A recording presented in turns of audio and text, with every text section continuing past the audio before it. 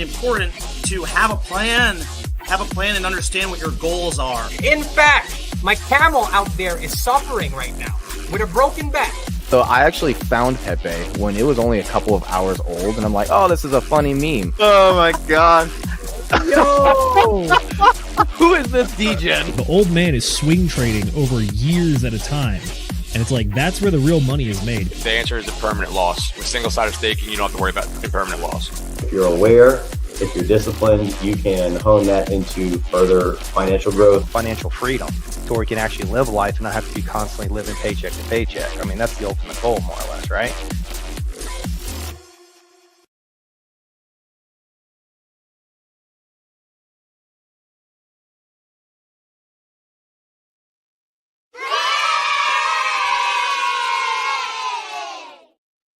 Ladies and gentlemen, boys and girls, crypto degenerates, ducks and squirrels, welcome to this here Degen Roundtable episode number 61, where we got Bitcoin hits a new all-time high 3 weeks in a row. Will it break $100,000 next? We got Polymarket users thinking there's a 77% chance that MicroStrategy is going to have, what is it? They're going to have 400,000 Bitcoin this year. There's a whole bunch of crypto degenerates gambling on that. We got France officially banning Polymarket following an investigation by the National Gambling Authority. And then we've got the Trump administration planning to create a cryptocurrency advisory committee for legislation and regulatory coordination. Not only that, but we're going to talk about the SEC and some other fun stuff. I think we even have some video clips to share for you tonight.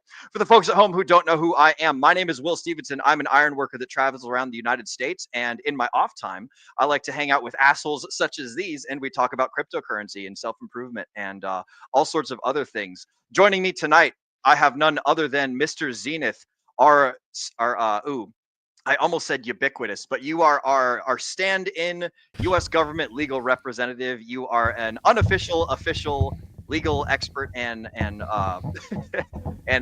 analyst. I keep wanting to say the wrong word, analysicist, but that's the wrong one. A legal analyst and a general macroeconomics professional. We've also got Agent J, our great value technical analyst. Speaking of analysts, he gives the people at home the great TA and looks at the charts, describes the RSIs, tells people candles, and analyzes emotional price manipulation and charts and things like that. He's just great at charts, and that's what he does. Then we have also got Mr. Brendan, the anonymous bean. He is our resident macroeconomics specialist, and he focuses a lot on what goes on up at the Federal Reserve, what goes on over in the SEC, what goes on with all the stuff at the macroeconomic scale. So, gentlemen, now that I've given you guys a brief introduction of who you are and what you do, why don't you go ahead and tell the folks at home what's new and exciting with you, starting with my fantastic co-host, Mr. Zenith. What's up, bro? Not much, just enjoying all the things going on right now. This is probably the third week in a row that all of us are going to be blown away by the performance of Bitcoin, and then also some of the alts. In particular, I'm excited to see Illuvium is starting to show signs of life again. I have had that one on the ICU watch list for a while now, so I'm glad to see we're getting some movement there. But yeah, other than that, hanging out, made some Italian beef tonight with some giardiniera. It was spicy and it was good. On the subject of Illuvium and everything going up, I've got a fantastic little green candle here that I found in my house earlier today, and so I'm lighting this bitch in hopes that that's not out yet. I'm lighting it in hopes that tonight on Degen Roundtable, man burns himself on the green candles. They are too hot. Wouldn't that be funny? But enough about me and my green candles. Agent J, broski, what's new and exciting with you, my friend? You know, man, same shit, different day. Just right here, sitting in front of my computer, watching the charts, because, you know, the technical analysts, we don't really do much outside of that. we don't have lives much. I'm just kidding, man. It's been a great week for altcoins. They're finally starting to show some signs of life. If you were in the Telegram chat, then you caught that stream because we made a deep dive into the weeds, asking the question, is it time for Bitcoin dominance to finally fall off the cliff, or is it going to be another fake out like we had earlier in May of this year? And what I hoped was that I was able to present a strong case to our community as to why I think that the altcoins are starting to show signs of life. If you guys take a look at CoinGecko, you take a look at CoinMarketCap, on the day, some of them might be a little bit red because Bitcoin is experiencing a little bit of a pullback, but I maintain my thesis that as long as that Bitcoin stays within this $97,000, $99,000 range and it's calm waters, it's usually a green light for the degens. If you can take a look at the weekly volume, right, the 7-day gainers and losers, you can see that every single, most of them, I want to say every single, but most, at least the ones that we care about, most of these altcoins are green and up into the right. So definitely showing some life, man. So if you want to get some of that alpha, you have to go again and scan a QR code and hop on the Telegram, because that's where you guys get it first. But other than that, not much else. I had friends, we throw a Friendsgiving every single year, where a whole bunch of our good friends and family come together and spend some time. So I'm a little bit exhausted, but the market is certainly injecting some more energy into these veins. So I'm happy, man. So Bean, how about you, brother? How you been? Pretty good, bro. Not only did you talk about altcoins, but we did some deep dives on the state of Cardano, Solana, and a few other things this week. So you really killed it in the private Telegram chat. And if they're not in there, they're missing a ton of alpha. I mean, Cardano ripped this week, and people know that I do own some Cardano. It's not anywhere close to my biggest bag, but I've always been a fan of the decentralized nature as they try to get more decentralized. I've liked some of the things they're building, even if they're slow and boring at times. Midnight really creates some unique aspects, like potentially creating a bridge to DeFi for Bitcoin and XRP and some of these other coins. And then, Charles, maybe he helps the government with some regulation. So we'll see what happens, but there's at least some life in Cardano, which we haven't seen for even longer than Illuvium. So not as long as XRP, but longer than Illuvium. But no, it's a good week to see that. And, after our 88 ADA talk and it went up to like 115, we're saying maybe next resistance is 125. And then I started to see, as it came back down, I started to see the volume drop, and I did sell some at 107. So if it pulls back more, I might put that back in, or I might rotate that to something else. But I did get that on the way down before it broke below 100, below $1. So that was cool. Today, I went to see the Patriots play down here in Miami. They got their asses handed to them. But it was a fun day with friends, my fiance, a little bit of tailgating, a little bit of football, and always a good time. A little bit of weather, a little bit of nice weather, not uncommon for Miami. This is the time of the year that you want to be down here because you can actually spend time outside and not melt. So that's quite nice. And other than that, just been paying a ton of attention to the market. Made a couple moves this week, as candles go up, as said, especially when some of these memes go up. I mean, wrapped Bitcoin, WBTC on Pulse Chain ripped this week. And I did sell a little early, some of my coins a little early. It literally 2x'd again after I sold it in 2 days. But I won't hate profits and roll that into coins. What's that? So a 2x on a 2x on a 2x on a 2x. Exactly. I mean, look, everything was gravy. I was already at 10x, so it's not like I was, selling at a 2x. It's not like it was a nice win on that coin. So not going to sweat a 10 to 20x, but nonetheless, excited for the show. Ton of huge news. And look, the good thing for me is, like you said, Jay, Bitcoin's almost finding like life here at 97 to 99. So that's really bullish. MicroStrategy, insane. I think Michael Saylor is literally insane in a good way, for our bags anyway. But the man is mental when it comes to Bitcoin. And I guess if you're buying at almost a 50% discount because people are giving you 50% options on the Bitcoin you're buying, why wouldn't you? Like what they're doing is, I don't even know how it's legal, first of all. And second of all, I don't know how someone's just buying this at 50% options and then when they could just buy Bitcoin themselves. Nonetheless, it's good for all of us. And Michael Saylor is, look, we need someone like Michael Saylor. We need a Michael Saylor for Ethereum. because Vitalik ain't it right now. We need an Ethereum Michael Saylor. That's all. That would be nice. Yeah, Vitalik doesn't have that kind of charisma, unfortunately. No, all he's got now is yellow fever. Keep that man away from the fucking Asian girls, man. I'm telling you. That's why Ethereum ain't catching up. It's like yellow fever. He knows what he likes. He knows what he likes. Yeah, but don't sleep on forgotten coins. So it's cyclical, man. I have very strong convictions that Ethereum is going to do well. We went over a lot of this stuff over the week, man. Right. Being said, the Sol ADA trade, here's the thing, right? At the Degen Roundtable, we make an analysis on assets. We don't play favorites, although we do have favorites. We always give you both the bullish and the bearish case for both, right? When we went over Sol ADA, we literally had like a 2-hour stream on the Sol ADA trade, and I gave these guys both the bullish and the bearish cases for ADA if you were leaning towards one or the other, right? And all those levels were hit, and so it's like we don't let our biases kind of color our analysis, even though they are going to be colored by biases to a degree, but we try to give you both sides of the equation, right? And then we went over Ethereum. Historically speaking, you see Ethereum makes its best gains, right, during November or after November of the halving year, all the way into the post-halving year, right? We really only have 2 data points, right? Because Ethereum's only been around for 2 cycles. This is third. So, take that with a grain of salt, but that is 10 plus years of data, right?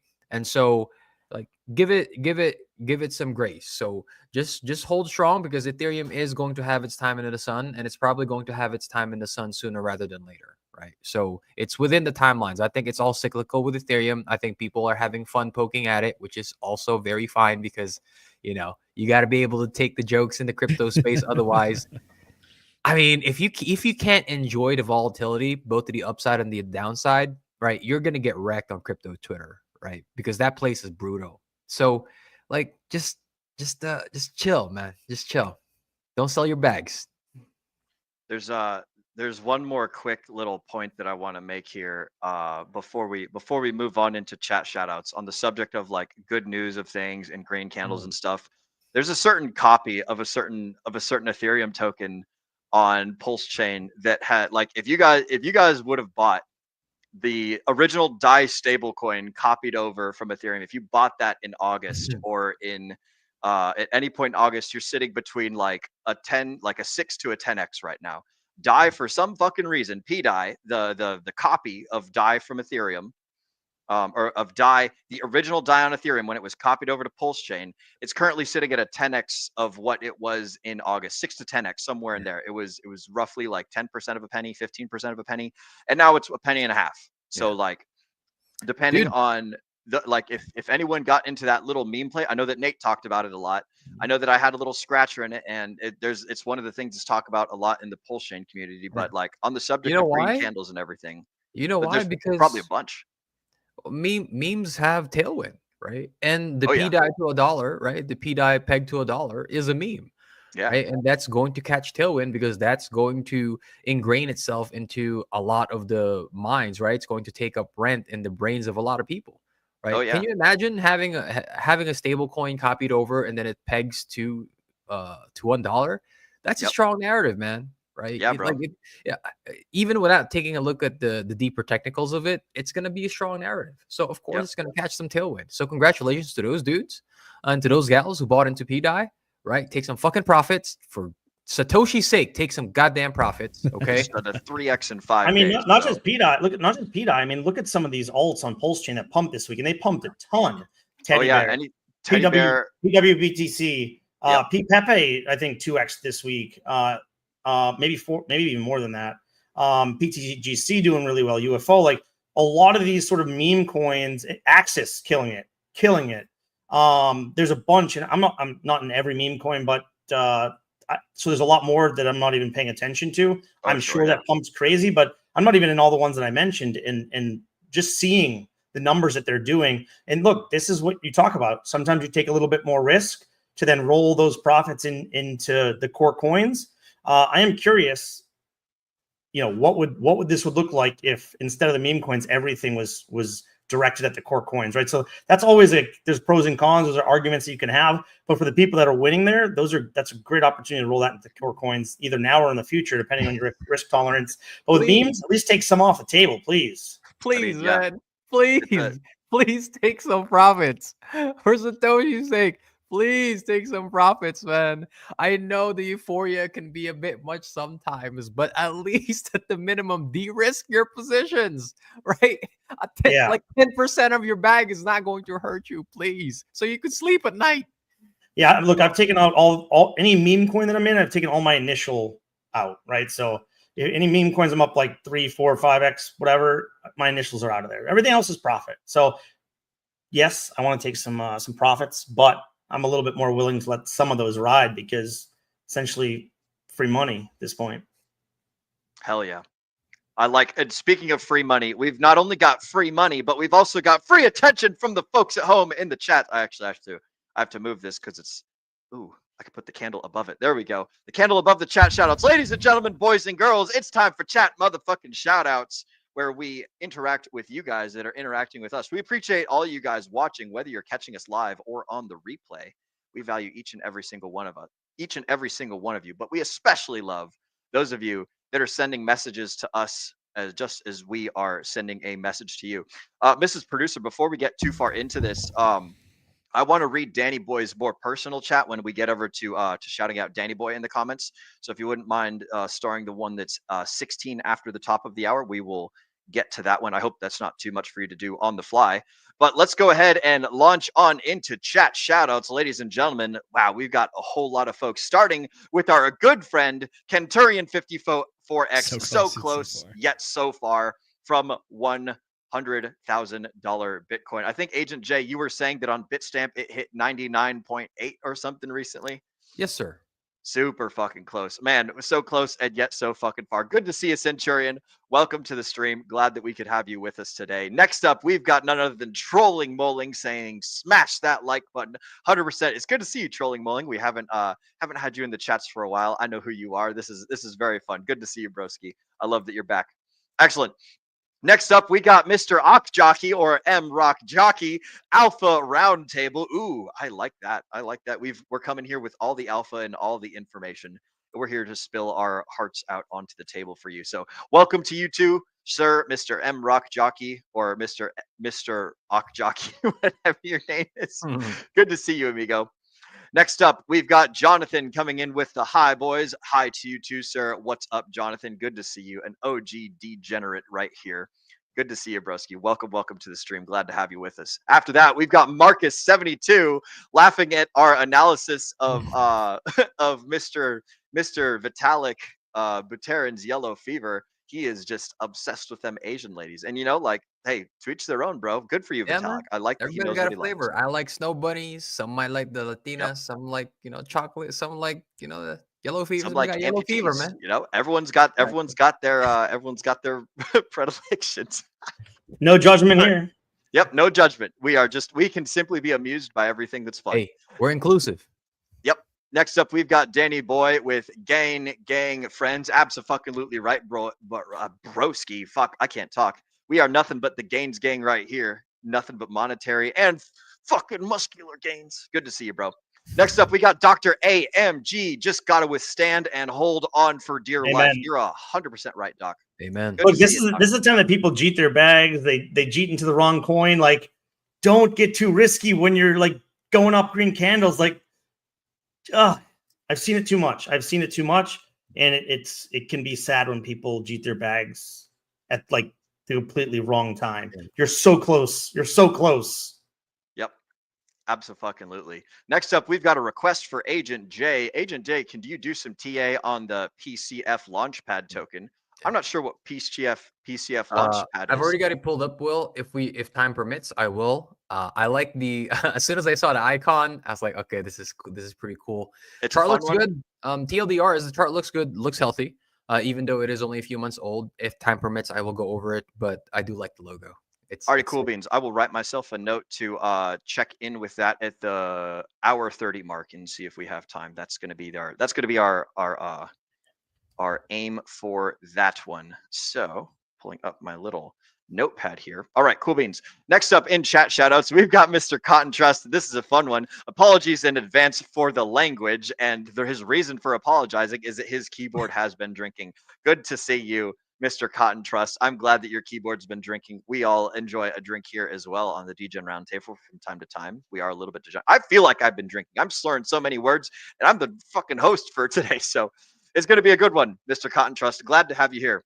Next up from Danny Boy. So this is the chat that I wanted to talk about earlier. Unfortunately, due to life circumstances, I have sold out of all my sack positions and bought in the bear. The only thing that has ever saved me is Hex stakes being locked. I should be okay, but sad. I'm glad to hear you're going to be okay, sir. And this is an excellent learning opportunity for you. The best thing to do from anything that could be interpreted as a negative situation is it's not negative. It's just a learning opportunity. It's like you've paid for essentially education. So now you are educated, and now you've got some good context for all your future decisions. So while I'm sad to hear about your circumstances, I'm glad to hear that you're learning from it and that you're going to be okay as a result from it. So good to see you, Danny Boy. Thank you for that. We appreciate it. Next up, we've got Smooth Brain with the boomstick. Let's fucking go, Degens. You're goddamn right. It's going to be a good one, bro. It's going to be a good one. Man, we're so close to cracking that 6-digit Bitcoin price. Oh, it's going to be so awesome.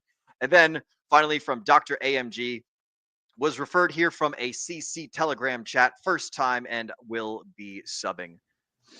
Yeah. I'm not Doc, sure. yeah, I think I might have seen Doc around in some of Charlie's streams. We might have engaged back and forth a few times. Oh, very nice. It's good to see. Yeah, good to see you. And hey, Danny, look, it's terrible that life circumstances came in and you had to liquidate some of your assets, brother. But you know, it's not too late, right? We speak often about how the 4-year cycle is predominantly going to be Bitcoin heavy, and so if you take a look around at the altcoin space, you might just find that some of the alts that you had to sell out of, they're still in pretty good discounts, right? Because everything bleeds against Bitcoin in the 4-year cycle until like the last year. So all hope is not lost. I'm glad you still have your Hex stakes. I think those will do well, especially since you have the Ethereum and the Pulse Chain side.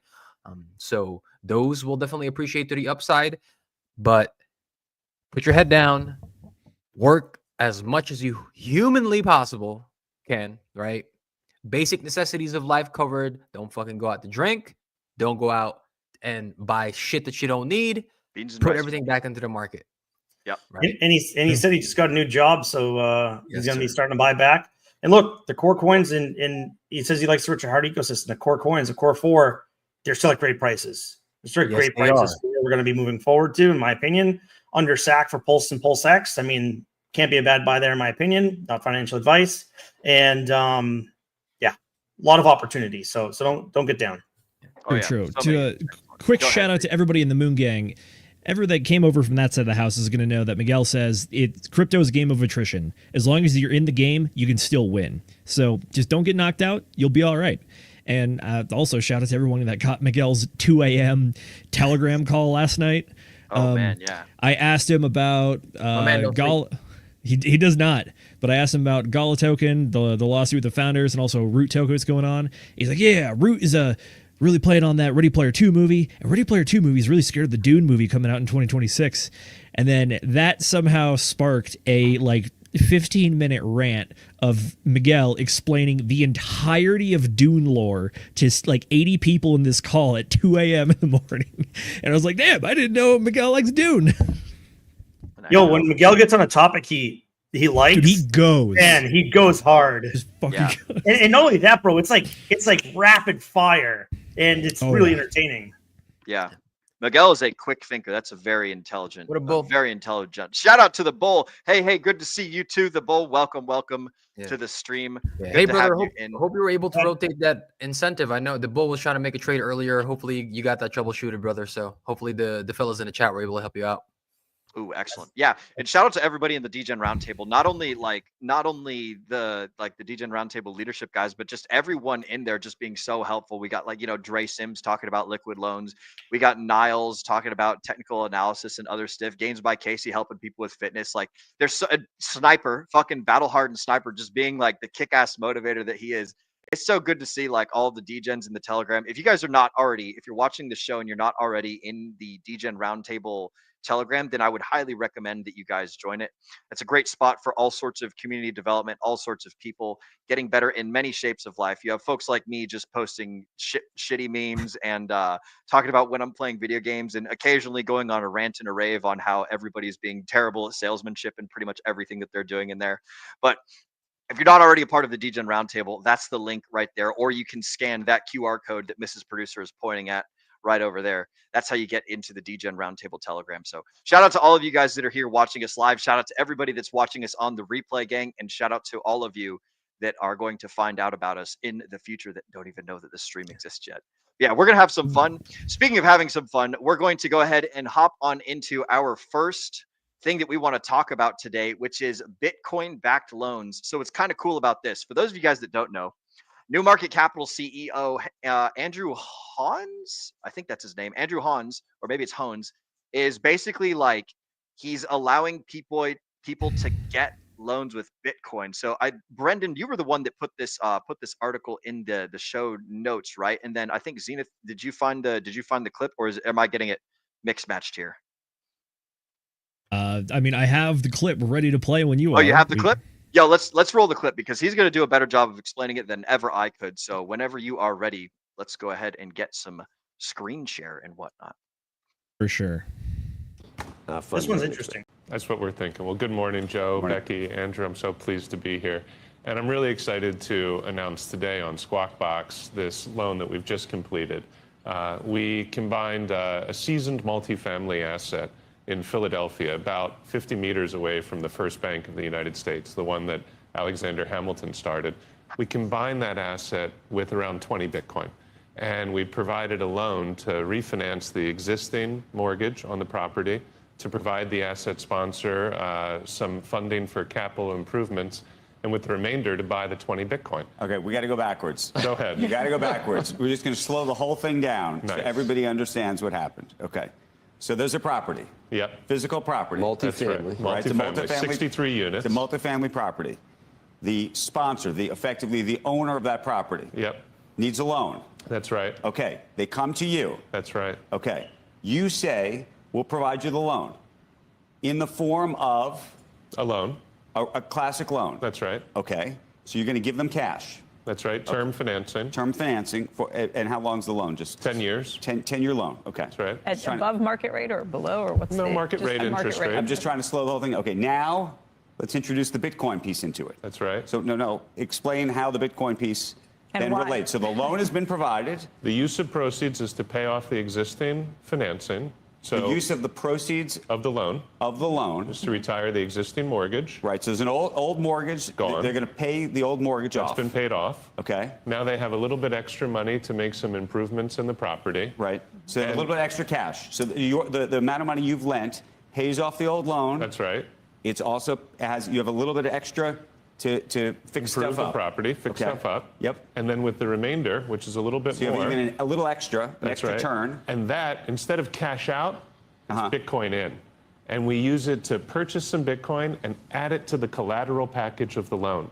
So now our loan is supported by both the traditional asset, the 63-unit apartment building, and the Bitcoin. Okay. So the loan, it was maybe $2 Fucking million G! more, so that's how you get the Exactly. Bitcoin out. Exactly right. So it's On the assumption that the Bitcoin's going to rise faster, and that will become an asset. That's, over the life of the loan, for sure. So we think on the downside, this provides us with much better protection compared to a traditional lender, because a traditional lender, if something goes wrong, they have to recover against that particular building, which is idiosyncratic risk. Something might happen with the maintenance or what But that have you. also requires conviction on your end that Bitcoin is not a volatile asset over time, and that is either going to go up or at least stay where it is. Well, that's by fusing the Bitcoin with credit and by fusing it with traditionally financeable assets, it gives us the luxury of expressing that medium-term view on Bitcoin. And that's what's key. It's volatile in the short run.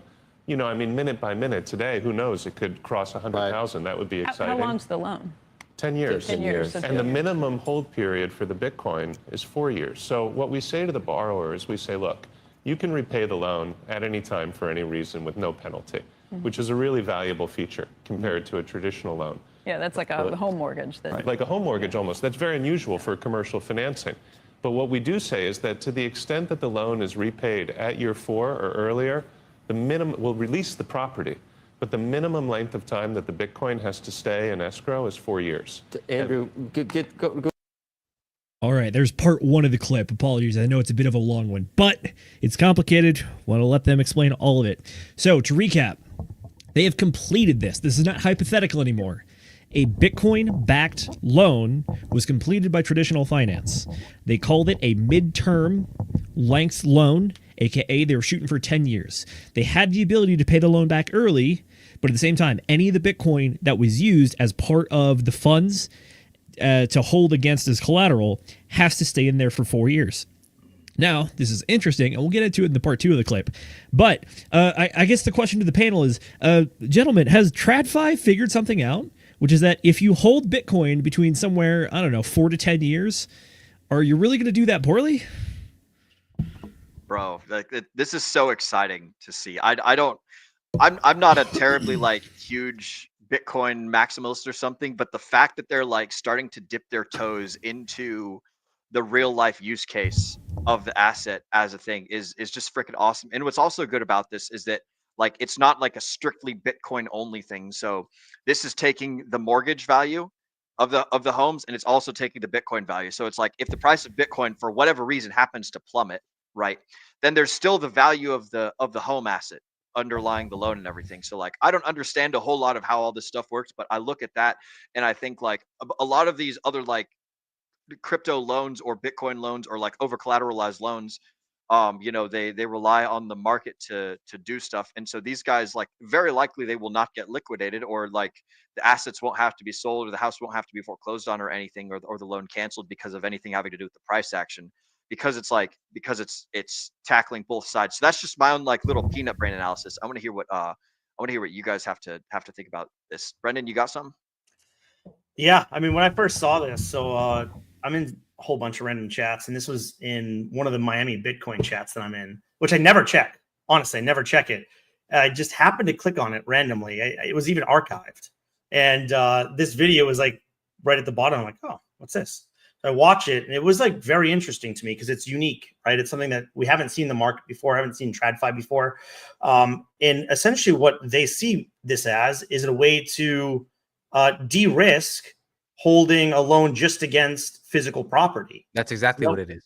And so they're saying that, hey, this is a way where we can, actually reduce our risk by holding another asset that's not just a physical property, right? What if the real estate market tanks? And what if this guy has an issue and has to fix it and can't get us the money back? That's risky for us. But if we have Bitcoin that's held between 4 and 10 years, well, there's probably a pretty good chance that that's going to appreciate a lot more than the property, right? And 4-year minimum, what does that make me think? It makes me think that somebody out there in traditional finance has heard of a 4-year cycle before. And if you hold Bitcoin for 4 years to 10 years, you're very likely to do well. And so it's interesting to me because, like, yes, obviously Michael Saylor has conviction, right? Maybe crazy conviction, maybe too crazy, but in a good way. But we're starting to see other people in TradFi be like, hey, look, this isn't just an asset that you can buy and hold, but this is a way that we can sort of reduce our risk with sort of the real-time markets. And maybe this is a little bit of a store of value over, what do you say, not short term, but medium to long term. Yeah. And that store of value that increases in more than gold, et cetera, historically, gives them an opportunity to provide a loan that maybe they wouldn't have provided previously. And so this was something that, the person taking the loan out had to agree on. And also they had to agree on. And I'm curious who came up with it, this guy clearly, but brilliant, honestly. And I don't think it'll be the last to do it. But again, you have to do it the right way. Like, okay, you hold Bitcoin, but it's for 6 months or a year. It's like, okay, that's risky. But if this is a 4 to 10 year hold, now you're really reducing your risk and really building up sort of equity between the property and the Bitcoin. One might outperform the other. But if one crashes, you still have the other property that probably won't be in perfect lockstep one way or another. So I don't know. Super cool. And again, minimum hold 4 years, even if you pay off the loan. So this man knows something about the crypto market, which I love to see. Yeah. What's the name of the company again, Bean? New Market Capital. New Market Capital. So I just took a sip. I don't think it could be understated just exactly how the folks over at New Market Capital have faith in Bitcoin, right?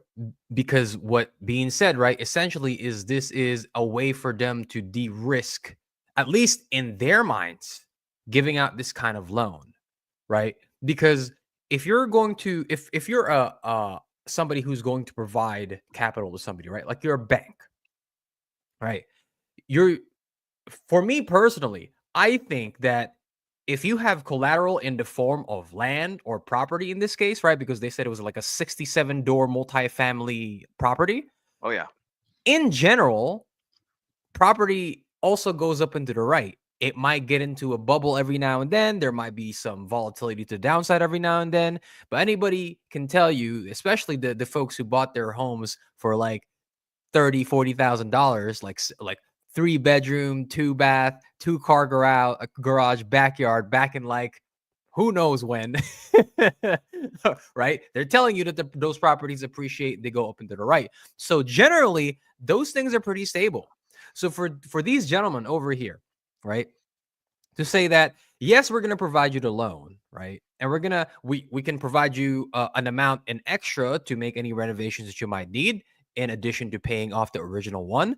And then you're going to have some more extra. But instead of just us letting you cash that out, the stipulation is you have to buy the Bitcoin with the leftover. You can't just fucking go buy a Lamborghini with it or whatever other dumb shit, right? And so these guys obviously have the confidence, like being said, the minimum amount that you have to hold the asset in escrow, in this case, Bitcoin, is 4 years, right? So that is like, okay, if shit hits the fan and the 67 family unit completely disappears, we know that in the span of a 4-year cycle, Bitcoin is going to be up and to the right. So they inherently believe that this is a less riskier play than having the person taking out the loan buy gold or something like that. Right? Instead, they choose Bitcoin. Because think about it this way, right? I guess the question that some people might think about is, shit, what if I buy it in the middle of a bull market, right? And then after the 4-year time period expires, it's in a bear market. These guys thinking, well, we don't care. Even if the 4-year minimum has been met and the 4-year ends at a bear market, we know that Bitcoin is still going to be up and to the right regardless. Even if you do get that volatility of like 70 to 80%, hypothetically, the volatility is probably going to decrease as the 4-year cycle continues into the future, right? Maybe it's only 60% next bear market. Right. True. So these people obviously have some extreme confidence in this asset because they're like, well, instead of buying gold to the extra, which is hypothetically even a safer bet, right, than real estate, they're like, nah, man, you're gonna buy Bitcoin and you're gonna hold it in escrow for a minimum of 4 years, right? And I think this is the perfect time to do it because now you have the world basically being exposed to this asset. So spotlight is on Bitcoin. So why not be the first, if they're not the first, of big companies to do it? Brilliant, I would say. True. All right, we got about a minute and a half left of this clip, so let's go ahead and finish her out here. We got a little bit more, and he actually provides some stats that I want to talk about. So let's get after it. Go on to, because I don't know how it's sounded, but I'm fascinated about there is a problem for state and municipalities in terms of the asset liability mix. Somehow you think that using Bitcoin, that you can lower that risk and increase returns and narrow the gap. How does that work for pensions? Well, if you think about it, Joe, the average exposure to fixed income at U.S. pensions is around 25 to 30%. Okay. And many of them have an asset liability funding mismatch of around 25% as well. They're a big shortfall. That's going to be a big burden on taxpayers and a real problem. We've talked about this so much and how to solve it. Now, what they've been doing in credit is reaching for risk, going for super high yields, leverage, niche strategies. And I think that it's time to pivot away from those toward high quality credit, where the return per unit of risk is extremely attractive, but the returns are not as high. How do you compensate for that? You fuse the credit with Bitcoin. and you utilize the credit to express a medium to long-term duration. Because yes, if you have the Bitcoin for 1 day, 1 week, it's extremely volatile. But for 4 years, a 4-year hold period, the worst ever return has been just over 23%. The fifth percentile, 30%. The 50th percentile, 91%. So if you take a small amount of Bitcoin and you add it to a large amount of high-quality credit in novel lending solutions, novel structured credit pairings, what you can accomplish from an asset allocation and an overall portfolio strategy perspective is incredible. It can actually be a cornerstone to close the asset liability gap in pensions. Here we There go. you go, Pump folks. it up. For our You second- got to pump it up. Here you All right, go. let's Pump it up. dissect what he said there. The stats that he gave were the 5th percentile for a 4-year hold on Bitcoin was 23%. Yep. The 50th, or excuse me, I think he said the 30th percentile or the 10th percentile was like 30%, and the 50th percentile was 93%. What that means is that if you took 100 different samples of just taking a 4-year slider and just sticking it around all over the place, and you took the data and you mapped it out, the 5th worst scenario you're going to get is a 23% gain. The 5th worst. Which is the scenario I gave earlier of potentially being in the bear market. Exactly. That's the 5th worst, bro. That's wild. That's like bear market low to bear market low. Yes. That's still 23%. Now, let's talk about what effectively the average here, or the median, the 50th percentile. So the median result is a 93% gain. Your average is a 93% gain. Just let that sink in for a sec. Like TradFi is catching on to this. They've crunched the numbers. The jury is back, and this is what they've decided. And look, TradFi is not going to jump all in on one asset, right? What they want to do is they want to find a way to create a portfolio that reduces their risk, right? We're talking about a large amount of money that they're lending. I mean, how much does a 63-unit property take to remodel? Like tens of millions minimum. Okay. So we're not talking about a small amount of loan here. And if you were talking about new loans or building a 63-unit new construction, now we're talking, probably upwards of 50 million to 500 million, depending on where it is and other factors. I mean, this is the industry I'm in, so it's something I know a lot about. But hundreds of millions is not uncommon for a 63-unit new build, right? Didn't he say they were going to take the loan on market rate too? Market rate. Yeah. And That's so right. the one thing, sorry, Zenith, go ahead. I was gonna say the host, the lady across the table, even asked her. She's like, "Oh, so it's the Bitcoin thing? So you're probably charging higher interest?" And he goes, "No, usual interest, normal stuff." Not only that, but confidence, right? Yeah. Because usually, I'm not gonna explain it, but he was like, "What do you mean? Just already get it, right?" No, but here's one thing that I don't know. So who gets the gains of Bitcoin after 4 to 10 years? My guess is the people that put the 20 Bitcoin up, they get what that money was back. And any gains probably goes back to the lender. That would be my guess. Now, they don't explain that. I don't think that happens because if the loan that you're being given, part of the loan, so instead of using the money to buy something else, you're buying it to the Bitcoin. Essentially, you bought the money, you use the money from the loan to buy Bitcoin. That Bitcoin is in it's basically yours, right? I think in what they're doing is they're just asking them to buy the Bitcoin to hedge against the risk, right? But the Bitcoin and hold it in case something happens. Buyers. And hold it in case something happens. That's fair. Yeah, that's fair. Correct. That makes sense. The reason that I think this is an important story, not just one, because we're no longer in the theoretical realm. This has happened. It's done. They've exercised this. Like they bought Bitcoin at a high, considered a high number, right? High. They're not even worried about it. But the part of this, for me, to give a very top level synopsis, is that traditional finance has decided, or at least this firm anyways, has decided that Bitcoin over a medium time horizon is now a store of value that they can rely on. And this is something that they want to rely on so much that they think it can actually fix some other financial tools that they have if they use it in conjunction with them. Because at the end of the clip, he was talking about pension plans there. Because one of the things people have been talking about is that pension plans are not going to be able to support the original intent of the pension plan due to inflation, due to cost of living increases, all that kind of stuff. What he's saying is that you can now have some like half traditional assets that will be stable, but then Bitcoin is also stable enough, but also growth enough to help supplement and fix that to get all those things back on track. Again, that's the theoretical part, but right now, I think these guys are pioneering it. I have a quick point to bring up. Oh man, I'm hearing myself echo because I'm Mr. Producer right now. There was a good question by Mr. Cotton Trust. Who takes the Bitcoin risk, the lender or the borrower? It's kind of. Well, it's kind of so both. the lender's saying this is de-risking their loan. Correct. So risk, right? The But way less it was risk than described. just- Go because The way it was described in the video is that you get the loan. The asset that the loan was taken out against was the complex. What they did is there was money given to them in the loan that was not entirely spent. That portion of that money was reinvested as Bitcoin and then reintroduced as collateral. So therefore, if the person defaults on the loan, it means they lose out on both the property and the Bitcoin that was purchased as part of the loan.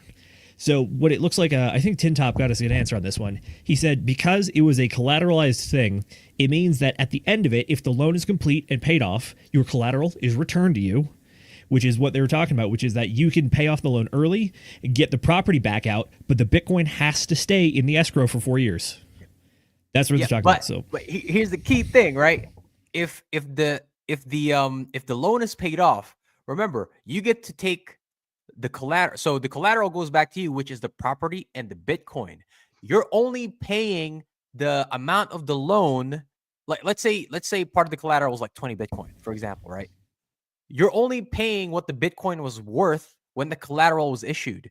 You're not paying up the appreciation of Bitcoin, right? So I mean, it's a win-win situation, to be quite honest. Yeah. Obviously, I would think that both the lender and the buyer, right, both take risk because Bitcoin has high volatility to the upside and the downside. Well, obviously, if they're obviously of the same opinion as us, it's better to be in Bitcoin because the risk to the downside is much less than staying in dollars. So they obviously believe that the risk is negligible, or they don't think too much about the downside risk. Let's just put it that way. Well, they're not looking at it in a short term. He said short term, it's risky, but they're looking at it in a medium term minimum, 4 years. Mm-hmm. And in a medium 4 years, there isn't risk, essentially, is what he's trying to say. Everything has risk, right? Yeah. But he's saying, that's actually reducing the risk of the loan that they're giving out if it was just a loan on a property sitting there. So the Bitcoin is actually giving them some extra collateral and an extra safety net in case something happens to the property that is unexpected. Yes. And so they're actually finding this as a de-risking of the loan, not an add-on risk. And that's interesting, right? Because what does the SEC and the government say? Oh, you have to hold Bitcoin as a negative on your balance sheet, not as a positive. Man, I can't wait till January 17th when that comes off, or whatever it's going to be shortly after that. Yeah. But it's interesting because it's very different. Very good point there by Bean, because like Z was talking about, right? You have to focus on the stats that they gave you. Essentially, what they're saying that even at the fifth percentile, what you're getting is an average 23% return on that Bitcoin. And as long as you're outpacing inflation, which is like what? Is it like 12 or 19%? Right? As long as you're outpacing that number, then you're good. So even at the lowest return possible, you're at 23%. So they don't care. That's basically essentially them saying we're bullish on Bitcoin, right? Marcus has a good comment here. Can we pull that up? He says, I bet you the loan is written so the lender gets a piece of the Bitcoin. That's why there is a 4-year term. So possible. I don't, aside from fees, no, because your collateral is the Bitcoin, right? You buy the Bitcoin and that's fused together as part of the collateral, right? That's part of the terms. And then also part of the collateral is also the property, right? Yeah, and Once it's that not loan like term is complete, you pay it off. They're not taking any of that collateral. That collateral belongs to you. You paid it off. They can't take it aside from fee. JJ, but there is a clause that you can write in there saying if the collateral increases, in this case Bitcoin, by X percent, we get a percentage of that increase. That could be written into the loan. I wouldn't fucking take that. It's possible it could be written. We don't know what's written in the loan. That's what Marcus says is a possibility. There are certain circumstances. I don't know the rules around right? this, so don't. I'm no expert here. If I was like Sailor, because Sailor was talking about it, is like, bro, if somebody's going to give you $1 billion at less than 1% interest, who wouldn't take that money to go out and buy Bitcoin? Especially if you're a Bitcoin maxi. The answer is nobody. So if the loan terms were so friendly like that, like, yeah, you know what, we'll take a portion of the Bitcoin, but we'll give you like a rate of less than 1% on the loan. Who the fuck not gonna take that loan, Bean? If you're a Bitcoin maxi, I'm just go out and buy more Bitcoin. Fuck the property. Fair. I almost want to like refinance my home here in New Hampshire with this fucking potential. Like that'd be great to get a shit ton of money, pay off this house's mortgage, get basically an identical mortgage, and then have a whole bunch extra thrown into the Bitcoin. Like I'm not even a Bitcoin maximalist, but I like the way that this loan works.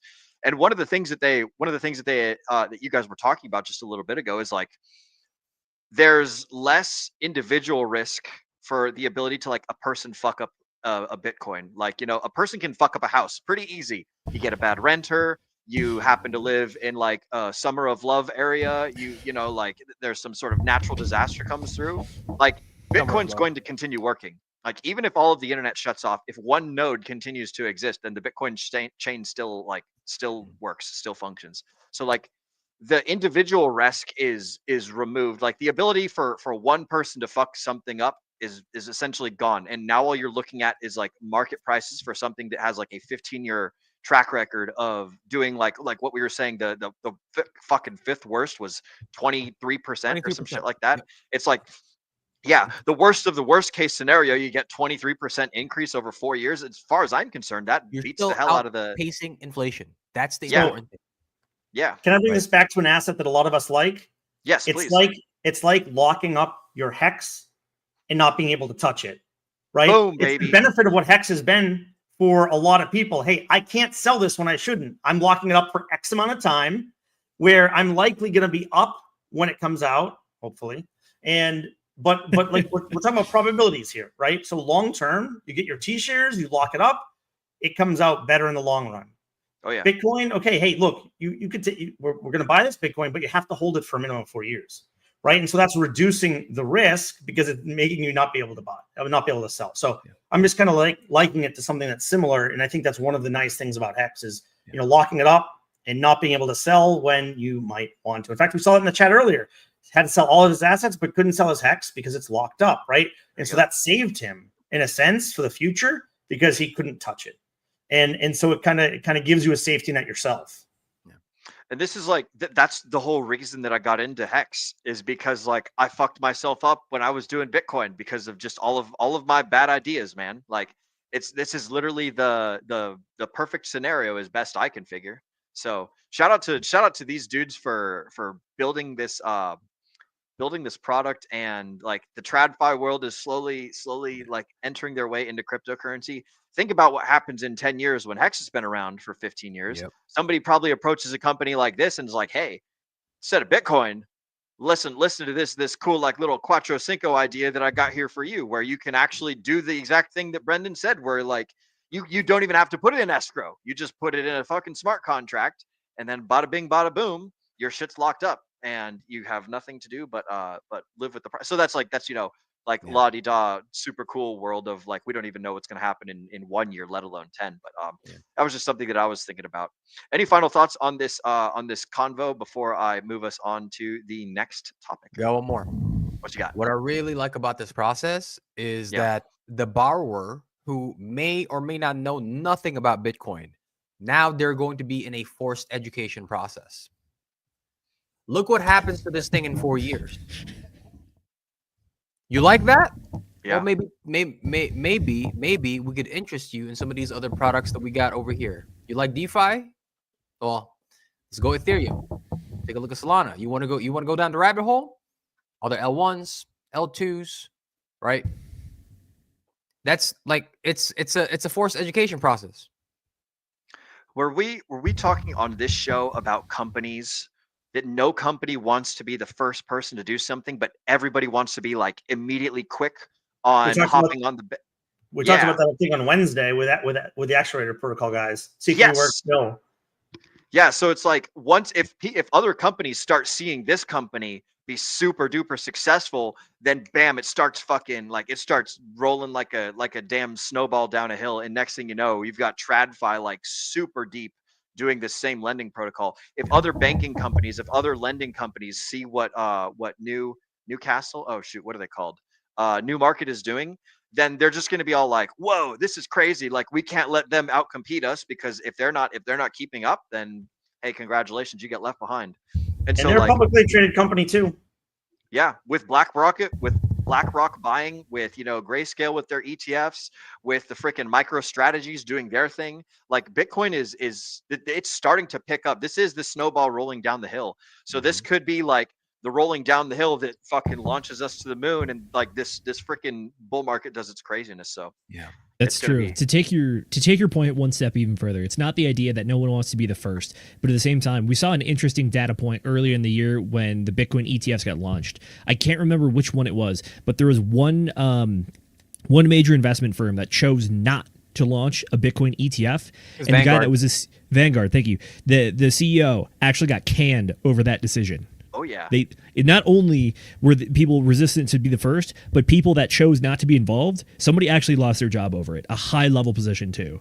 So it's nothing to shake a stick at. And it's the point that I come back to on this one is it's more people having a mentality shift. It's more people in different spaces opening up their horizons, starting to shake off the crypto is full of fraudsters, scammers, and hucksters. Is that the Gary's famous line? Yeah. It's that stuff. It's the sentiment shift. It's large money getting in, and it's people who, shout out to C3 Works from Actuator Protocol. He's an old school traditional finance guy, and I had a chance to hang out with him a lot in New York. And one of the things he was telling me is that traditional finance people like having more tools at their leverage to either manage risk, manage security. And this is one of the ways that you're doing that. You saw it with the thing they're talking about here, which is that they see Bitcoin as a new tool in the tool belt to help either offset growth or offset risk in certain directions. So it's exactly the same thing here. It's people are changing their minds, which is good. You know who took my man's position at Vanguard when he left? He left. Oh, yeah, voluntarily resigned, definitely. Much like Gary's leaving, which is our next topic. Good transition. But finish your thought, Jay. I was just saying, if you guys remember who's the guy to replace him? I'll say Peter Thiel. Guess what company he's from? Just take a shot at the dark. BlackRock. There you go. BlackRock. That's so funny. Vanguard, BlackRock, Blackstone, State Street. They're all part of the the bug eating World Economic Forum. Was that Ramji? Is that who took it over? Yeah, he's a Middle Eastern dude. Yep. That sounds familiar. Good for him. Yeah. Yep. Good stuff. I like hearing about successful stories. And speaking of successful stories and people getting canned and or resigning and all that good stuff, we've got some excellent news here about Gary Gensler leaving the SEC. But apparently his replacement's going to face scrutiny. Mr. Zenith, do you have a screen share? Yes, you do. Look at that. So what do we got here? We have a handful of articles today. I'm starting off with this one because it does have some fun tidbits in it. I kind of don't really care about the headline too much. It's like, oh no, the replacement's going to face scrutiny. Like, yes, that is a Senate confirmation process. Every head of the SEC or any major institution in the United States federal government has had to go through such, and that is not going to change in the future. So, yeah. As of right now, of that statement, it's just like, hey, we're bringing in someone new, and we're not going to do a damn bit of background checking when we bring them in. It's just going to be a roll of the dice. Here's hoping we win. So yeah, not quite.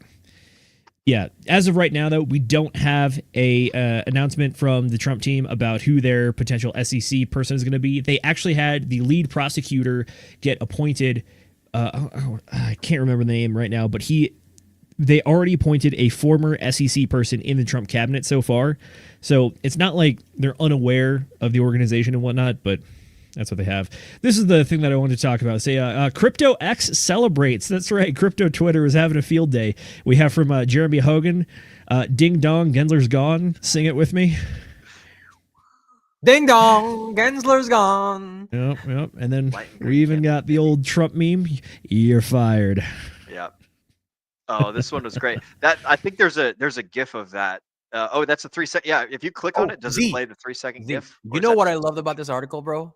They dislike Richard Hart so fucking much. Holy that they couldn't even say what what L1 KDP was an expert on. They just called her a decentralized finance whatever.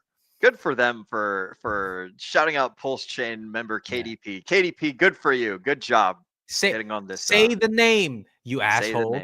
Say the name. They did tag it. They did tag KDP. So put respect on her name.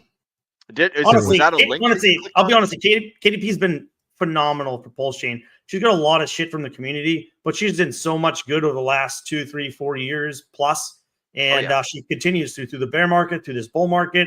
She's been hot on everything, and it's shout out to her. So excellent work, Katie. Most definitely. By the way, here is your official source from the SEC website themselves. SEC Chair Gensler to depart the agency on January 20th, and I do have an interesting tidbit here. If we go all the way down, we have the About Chair Gensler. Chair Gensler was formerly chair of the U.S. Commodity Futures Trading Commission, leading the Obama administration reform of the $400 trillion swaps market. He was also the senior advisor to U.S. Senator Paul Sabrines in writing the Sarbanes-Oxley Act of 2002, and was undersecretary of the Treasury for Domestic Finance and assistant secretary from 1997 to 91. In recognition for his service, Chair Gensler was awarded the Alexander Hamilton Award, the U.S. Treasury's highest award. He is also a recipient of the 2014 Frankel Fiduciary Prize. I had to go look this one up. Let me see where it's at. Alexander oh my God. Hamilton. Yo, fellas. What did he do? Did you guys catch the news earlier this week too? Janet Yellen, speaking of the Treasury, Yellen is also stepping down. Really? Ooh. Yeah, I think this broke on Friday. I completely forgot about it. I didn't see that one. Man, what a series of good news bits. This is great. Can you believe that? Dude, this is green candle waving. The last man standing is Jerome Powell, man. He's the last man standing. Good for them though. Like that's so crazy cool. Good job, Trump team. So you said he's Zenith, you said he's stepping down on the 20th of January. Well, does that have any significance? Not at all. Nothing important. Definitely not written down in Article 1 of the Constitution, talking about the peaceful transition of power between different executive agents. It has everything to do with that. He's literally stepping down the day before Trump gets into office. Yep, Inauguration Day. Yeah. And he wasn't the only one. So there was actually a second person from the SEC that said that they were stepping down. Another anti-crypto person. And so that is two people, Gensler and Lizarraga, if I'm saying that name correctly. But essentially two of the Democratic nominees, both have been very anti-crypto, are both stepping down. So first Gensler and then Lizarraga came out and said, I'm also stepping down. Good riddance to you both. Yeah. So right now you got two open. You got two open seats, right? We got 5 chairs. Gensler and Lizarraga, Democrat. We got 2 Republican seats that are still filled. That's Hester and Ueda, and then 1 Democratic seat that's still there. So we got 2 open seats. Be interesting to see who takes them, man. This is awesome. I love it. In the chair, right? Jay and I are rooting for Hester Pierce as the chair. We like Hester. But 2 people, and then we do one of those 5 becomes a chair. Zenith, can you tell me about this Alexander Hamilton Award? Yes, this is what I personally think is a bit of an oxymoron. So they've decided to award Gary Gensler with the Alexander Hamilton Award. Let's see what it's for. The award was created to honor those individuals helping to foster the revitalization of our nation's cities. We choose to name the award after Hamilton because, like the Manhattan Institute, he was a fervent proponent of commerce and civic life. Throughout the years, we have expanded the scope of this prize to celebrate leaders not just on a local level, but also on a state and federal level who have made remarkable things happen in the realms of public policy, culture, and philanthropy. We hope our celebration of these awards encourages replication of their efforts. I will say, Gensler has done some remarkable things.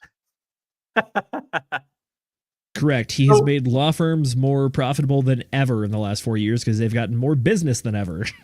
Which of those things is he getting the award for? Public policy, culture, or philanthropy? No clue. Yeah, because Unfortunately, I the could answer is tell probably you, policy. I could tell you that man was not making no damn policy. He didn't make any so policy. He that just went to law. He was so adamant that every single asset in crypto is going to fit within the box of Howie. So he was very hands off in creating good policy, right? He was like, "Nah, we got policy. We don't got to make new ones." Look at that killer What I heard. stare. Look at that. Look at that. What a great profile picture of Gensler. That's So obviously we are giving our favorite punching bag a bit of a hard time here, and I think for good reason. Because it's crazy to think that a regulatory agency head leaving starts asking questions like this, which is, now that we are out of this, we have to ask ourselves, what happens to all the remaining lawsuits?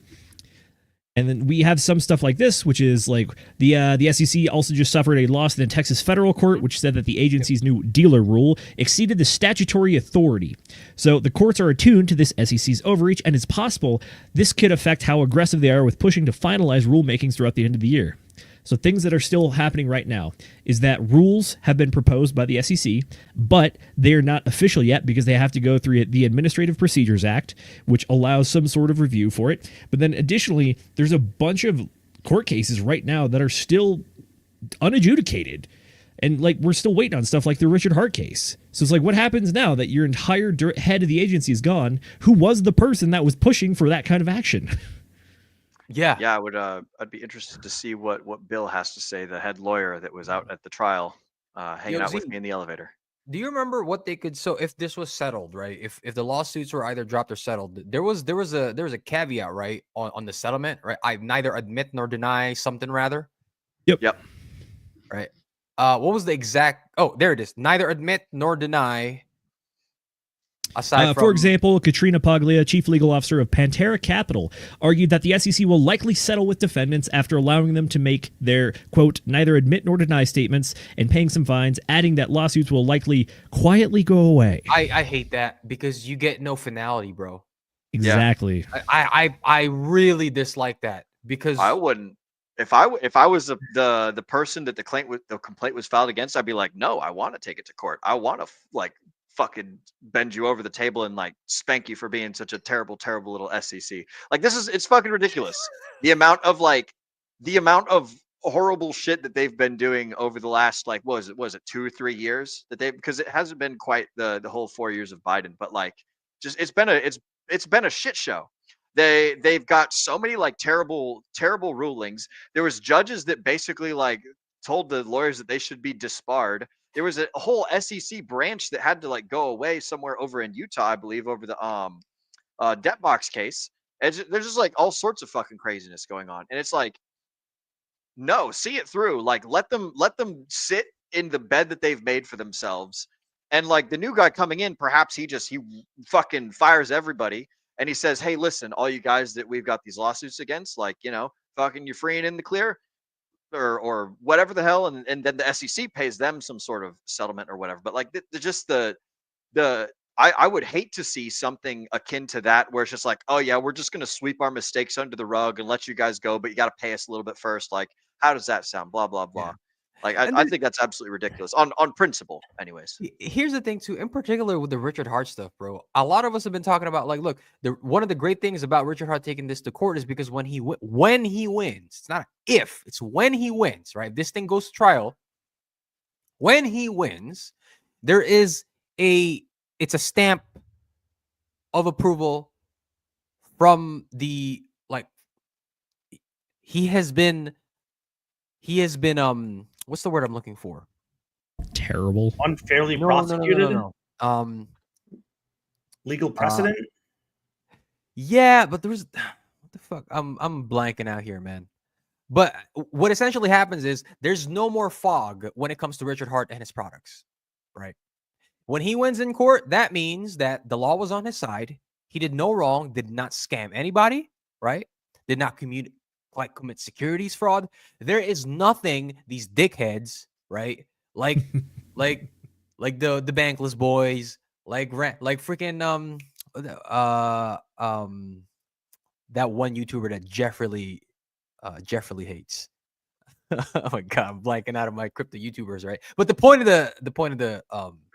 the rant here is that there's no more ambiguity left, right? You can't point to Richard that says he's a bad guy, right? He's a fraudster, he's a scammer. No, the law said he committed no wrongful acts. Yep. So they can't throw that at him anymore. And if this thing just goes away, then that ambiguity is still there. Yeah. Which obviously Richard Hart can do whatever the fuck he likes, right? It's his money. But as somebody who's trying to support him, I'm like, no, man, I want no ambiguity left. Yeah. I want to be able to tell these people, I'm like, yo, you want the rulings of the court? Here's a link to you, buddy. Yep. You're a liar. So get the hell out of here. Yeah. Yeah, but I'm starting to think most of it's going to get thrown out before it even gets to court, which is also a good thing per se, but we'll see. We shall see. We should find out soon. And I'm of the same opinion. That's why I never wanted the dismissal to go through. I never wanted the case to be dismissed. I wanted it to go to trial so it could set some precedent. So it could be like there could be a definitive win on the thing that pretty much every major influencer and KOL in the space is saying, like, oh man, Hex is it's a fucking terrible thing. It's all a scam. It's all what it's like. No, fucking definitive, like legal, like even the fucking terrible government system, shitty though it might be, even they said that it's all clean and clear and everything's good. Like a dismissal would be cool, but I think going to trial and getting like some legal precedent set and like a certified solid win would be the coolest case scenario. And that's just like my own personal thing, and that would have much greater longevity, I think, in the long run than just like a simple case dismissal with the ambiguity, like you guys were saying just a little bit ago. So what you're saying is everything's Gucci, full send. I that's my opinion personally. What do you got a thought, Zenith? Yeah, just going back to the block article, just a little more clarification on the possibilities here. We have from the top here, over the past few years, the agency has brought hefty cases against big industry players, including against crypto exchanges Coinbase for not registering lawfully with the agency. The SEC could take a variety of routes in deciding how to handle cases like Coinbase. Quote, the new commission could vote to move the new commission could vote to move to dismiss these cases, but any such motion would be subject to the court approval. Alternatively, the new SEC chair could direct the staff to try to resolve these cases, but it's not clear whether any resolution that concedes jurisdiction to the SEC over secondary market token sales would be palatable in the industry. No, it wouldn't be. No. There you go. That's a nah from us, dog. Get the hell out of here. But if they dismiss and the court say, yeah, no problem, that's bullish, right? That's sorry, our bad. Not securities. In theory. Go ahead, Z. The final note on this one is that from Stewart, quote, and a final possibility is that the SEC will proceed with the litigations as it has been under Gensler SEC. This last scenario is the least likely in my view. So there you go. The least likely scenario, according to this person, is that they're going to keep going with what they're doing, which means that there's going to be some sort of change. It's going to be a pivot. It's going to be a redirect. Could be settlements. Could be dropping it. Who knows? Yep. I see this kind of like, here's my bombastic example to get sticky in folks' head, is like Gary Gensler is taking a shit on a nice, beautiful desk up in the SEC office. Is the person that comes in after him going to like hop right back up on that desk and continue shitting on the same one? Or is he going to throw the whole desk out? Is he going to clean the shit off and say like, hey, everybody, I'm sorry I've been shitting, or I'm sorry that there's been shit in here, but let me tell you, this is what's going on now. This is going to be the good stuff moving forward. Like, I very much doubt that whoever the new person is going to come in and keep doing the same terrible stuff, especially since the Trump campaign has been so like pro cryptocurrency. They're like, who was it that they announced that was talking about like, let's make crypto great again? Who is that? There was some fucking some chick that was appointed to some position. I don't remember what it was, but she was saying like, let's make crypto great again. And that shit was, I was listening to Sami earlier when they were Teresa Guillen, I think. That could be it. Yeah. That sounds familiar. I don't remember what the position was. She's the other nominee, supposed nominee from the Trump team. Okay. But I mean, I get it, right? The reason why I think they're being very careful is because one of the articles, right? Because we had two speaking about the nature of the potential nominee for the SEC chair, is that if they if they put somebody out there that they perceive to be too biased, too lenient on crypto, then they might not get the confirmation from the Senate that they want, and they might end up with somebody who's just as strict, or you could say careless, as GG. Yeah. Right. So that's kind of the line that they're trying to tread right now. I wonder what. So this is the predictions market, right? That you've highlighted, Zenith, Kashi. That it is. I wonder what Polymarket says too. Polymarket's a fun one. So Yeah. 33% chance for former Binance US CEO Brian Brooks. 32% chance former SEC Commissioner Paul Atkins. I think that Paul Atkins, was he the one that said, I'm definitively not doing this? Was that a different guy? Giancarlo. Yeah, Giancarlo okay. right here. Yeah. Former CFTC chair Chris Giancarlo has denied that he will accept the mission, stating he already cleaned up the mess that Gensler left the last time Gensler was in office, and he doesn't want to do it again. That's so. When was Gensler? What did Gensler do before this? He was. Damn, Giancarlo just like, I'm not like a dustpan and dust broom to go after this guy. Like, get the fuck out of here with that. I'm sick of this crap. That's so fucking funny. What a bro. Oh, that is too good. Where did he go? He was formerly the chair of the CFTC previously. Okay. Yeah, so that's where it was. Which makes sense that the current chair of the CFTC doesn't want to clean up its mess again. Yeah. Man, what a fucking boss. Just go about being like, yeah, no, fuck you guys, fuck that shit. I've got enough on my plate. That is too crazy cool. Hey, Zenith, the next article is the one about the Texas judge tossing out the SEC. Is that pretty relevant to what we're talking about right now?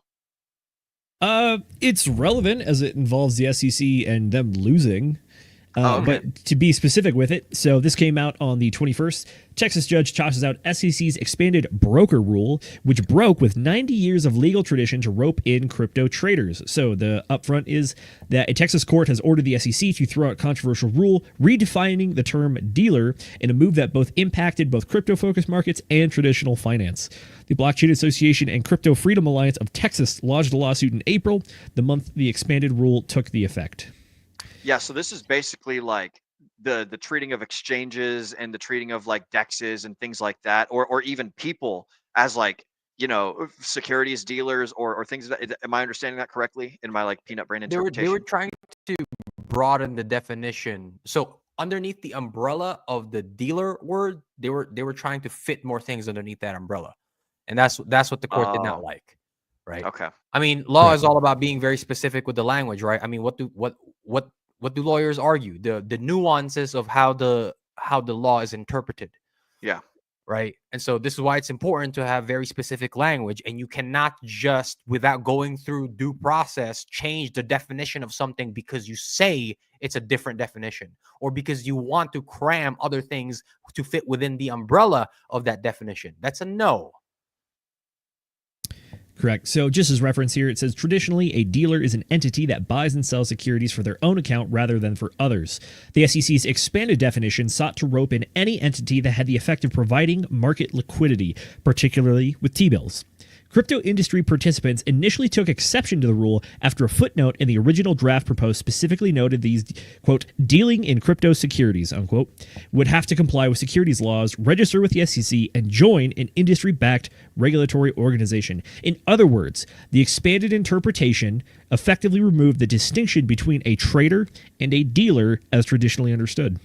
Yeah. Hey, chat, let me ask the chat this. Chat, how many of you people have provided liquidity, man? How many of you in farms right now? You a fucking dealer. You a yield dealer. Dealing out here. You a incentive dealer, God damn it. You committing securities fraud. Oh, Jesus. According to Gary and friends. Because you provided liquidity. Yeah. Yeah. Man, yeah, come after me, Gary. Come see what you can squeeze out of my, like, you know, husk of a financial Guilty as situation. charged. It's like you can't like squeeze the blood out of a rock or something, or squeeze the water out of a rock. Yeah.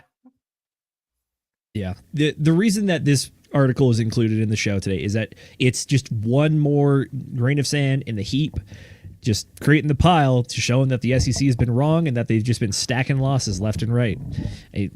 We're kind of at the point now where their win rate is quite low. I'd argue it's almost maybe like 70% or lower. And remember, Gary took office and it was like 98. So, bro, Will, you got to put up largest comment. Oh yeah, what do we got? Charged and charged. Be sad. I'm dead, bro. You got me with that one, Large. You got me with that one. Yeah. What a All right. Any final thoughts on the SEC? I don't know. Is this going out with a bang or going out with a whimper? I think. Look, it's just another L. Look, good for Texas on being the first one to shut down this overreach of the SEC. Won't be the last, and hopefully when Gendler's out and all of these other corrupt SEC people are out, we can get some real regulation that's actually good for the industry, good for technology, and good for the United States moving forward as a superpower, because we need this stuff. We need to be leader. Hell yeah. I like it. Well, gentlemen, I'm going to go ahead and do a super smooth transition by holding up my chat shout-out sign. That way you guys know it's time for the next part of the show. Ladies and gentlemen, it's time for chat motherfucking shout-outs, where we shout you guys out again. If you were already missed in the beginning of the show, it's time for your next little round of opportunity. So, Mrs. Producer, if you would be so kind as to pull up some of the folks. First up in chat shoutouts, we've got none other than Tam Tam saying, "What's up, fam? What's up with you, Tam Tam? Good to see you."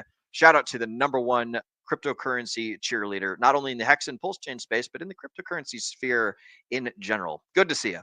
Next up in chat shoutouts, we've got Tin Top. What's up, Hexicans? What's up to you too, Mr. Tin Top, sir? Good to see you. Welcome, welcome. My favorite Mandalorian in the space.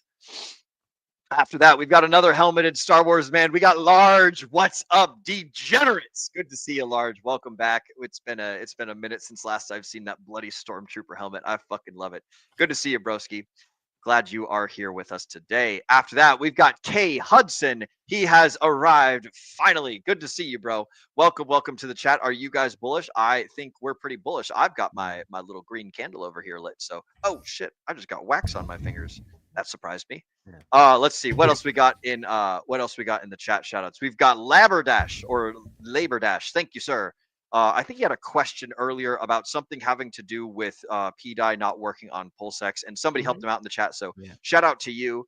I don't have all of them pulled up anyways, but there was someone's. If you have that trouble in the future, bro, sometimes PulseX does that. It seems like you got it resolved, but we got plenty other good dexes, man. Pateus, 9M, 9-inch. Try one of those, because when PulseX is giving me trouble, I try one of those, and I've not had any grief unless I'm trying to trade a low liquidity shitcoin. And then look, I even tried to just remove my just kind of harvest my coins on PulseX today, and it hasn't worked. So, bro, I think there's a lot of traffic. Oh yeah, there was crazy traffic earlier today. I was on a phone call with Sam, and I was teaching him about liquidity providing and stuff, and I actually injected some liquidity, and I didn't take a look at what the gas cost. It was fucking 40,000 pulse to put in to fucking start a liquidity pool on 9-inch or 9mm or whatever the fuck decks I was on earlier. But I was injecting liquidity, and it was a 90,000 or 40,000 pulse transaction fee. It was like $3. It's like, holy shit. Pulse is fucking sky. So it's probably just everyone trading around the PDI, the Atropa, the teddy bear, the all of that stuff, because that stuff's been just going fucking ham recently. So shout out to everyone on Pulse Chain causing these super high gas prices that I didn't even notice until it was like, oh shit, I spent $4 on Pulse Chain on gas. Like, this is unheard of. So at least you didn't accidentally spend $1 million Pulse Chain gas fee once trying to buy a meme coin. You'll get that, Brendan. So Oops. Hey, but living and learning, man. You didn't accidentally sell your bags into the PUSDC way back when. You guys remember that? You guys remember that, homeboy, when he thought he bought a shit ton of USDC? So he bought the stable copy. He traded all of his Hex for the PDI copy from for the Pulse Chain copy of DAI from Ethereum. Thought he was a millionaire, traded it all for USDC, the other copy, and so he basically just traded his Hex for PDI and then traded that for USDC. Now, if he'd have held on to it, until now, he'd be looking pretty okay because USDC and the copy DAI, copy Tether, copy USDC. Those are all like they're doing much better than they were in the beginning. So like if he held it, he'd be okay right now. But like he didn't, and he got out into a liquid pair, and he just got like super smoked and wiped. And it's just like, shout out to that gentleman, whoever he was. Like, it's like when somebody like ventures off of the trail in the forest and they step in a bear trap, and now everyone's like, oh, we shouldn't get off the trail, we should stay on the trail and stay away from bear traps and shit. It's like, damn, sucks that that happened to him, but like I'm glad we all know that it's a cold, cruel world out there, that lots of bad things can happen. The bottom line up front is make sure you guys double check the contract addresses, make sure you guys double check the gas fees, make sure you guys double check what approvals you're doing, make sure you double check the website. Everything in this cryptocurrency sphere will kill you. It will cut your head off. It will like take your arms and ship them to different countries. Like you will have a bad time if you make any sort of like quick, fast, in a hurry mistake. I know I've fallen for my share of scams and things in the crypto sphere. I've given approvals to malicious websites and they've drained my wallet before.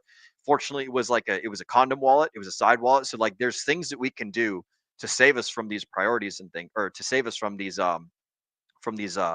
terrible instances that could happen. So learn the best practices, hang out with us in the Degen Roundtable Telegram before you do anything like severe. Double check with friends who are more knowledgeable than you, and like cross-reference the answer that they give you with other friends that you know and trust. Like, don't just take anybody at their word. Don't even listen to me. Don't listen to us here on the Degen Roundtable. Take everything that we say and cross-reference it with everyone else's devices, everyone else's advices, and like double check websites, double check everything. Like the more you check stuff, the better off you're gonna be. And that's what I got on that. We still got a couple chat shoutouts though to get to. It looks like we got Hex Freedom coming up next, Mrs. Producer. Probably a no-go in 2024. War around the corner. Crypto will drop along with stock. I don't know. Sure, it could. It certainly could. I have no idea. I'm not predicting anything. I'm not in the world of predictions. Yeah, I gotta ask him, like, because that's very broad. You're painting a very broad brush there. He's probably a no-go in 24. What's probably a no-go? 100K Bitcoin?